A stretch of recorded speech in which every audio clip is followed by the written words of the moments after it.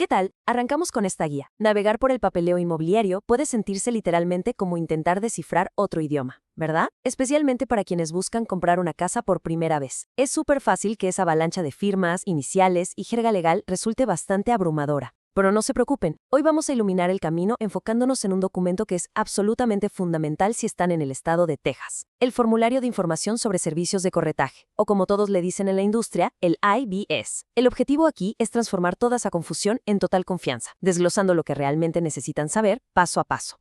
Bien, vamos a sumergirnos en esto. Cuando hablamos de bienes raíces, muchísima gente piensa inmediatamente en contratos del tamaño de un directorio telefónico.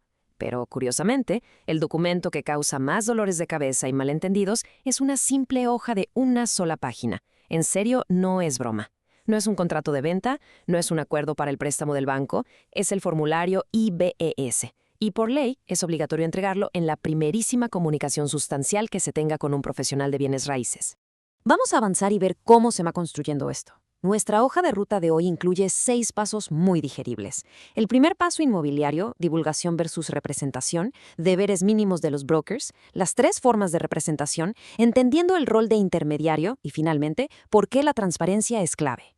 Empecemos con la sección 1, el primer paso inmobiliario.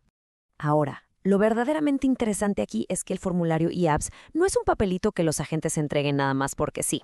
Es una divulgación totalmente obligatoria bajo la sección 1101.558 del Código de Ocupaciones de Texas. Y el texto exacto que ven en la parte inferior de ese documento destruye el mito más grande que existe sobre este formulario. A menudo la gente entra en pánico al ver que les piden una firma en la primera reunión, pero este texto prueba, sin lugar a dudas, que el IABS no es un contrato. No compromete absolutamente a nadie a comprar una casa ni obliga a trabajar con un agente en particular. Es solo información.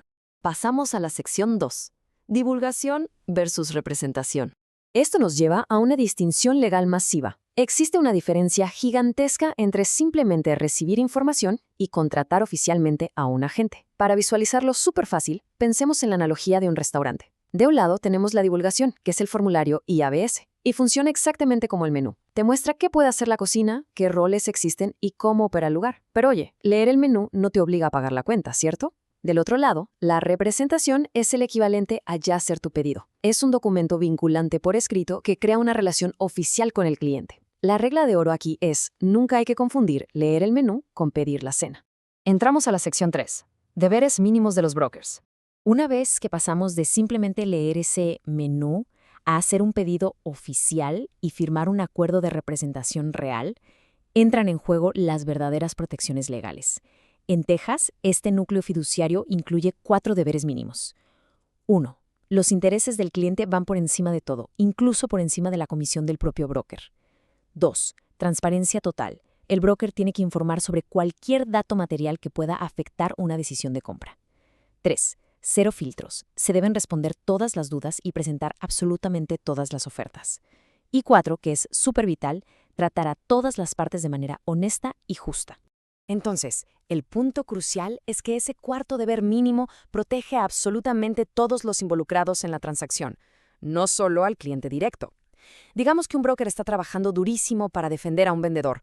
Bueno, eso no le da ningún derecho a ocultar defectos de la propiedad o engañar al comprador. Para nada. La ética y el trato justo son un estándar inamovible exigido por la ley en todo momento. Sigamos con la sección 4. 3 formas de representar a los clientes.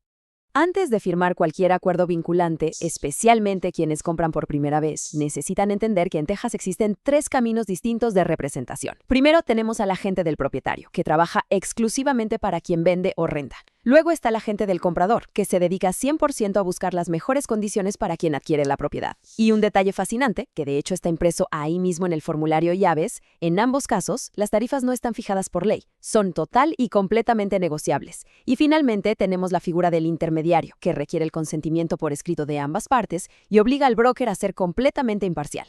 Y antes de avanzar, tenemos que aclarar una jerarquía que es vital.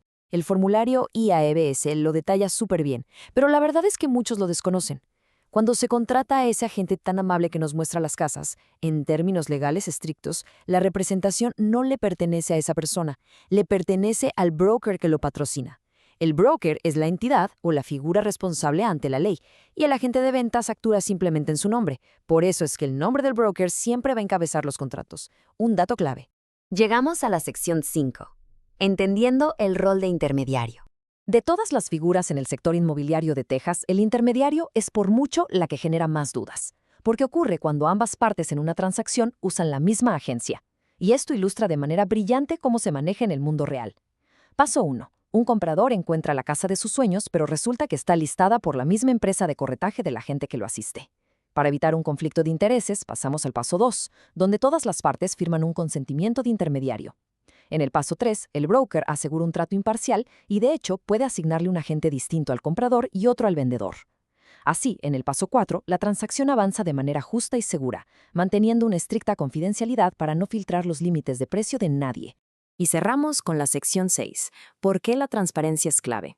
Toda esta información, desde los roles hasta los deberes mínimos, existe con un solo gran propósito: empoderar a quienes están invirtiendo en bienes raíces, especialmente en esa primera compra, que es una decisión financiera gigantesca.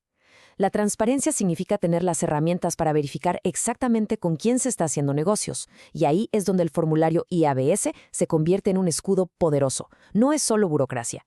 En la parte inferior de esa hoja vienen los números de licencia de cada persona involucrada.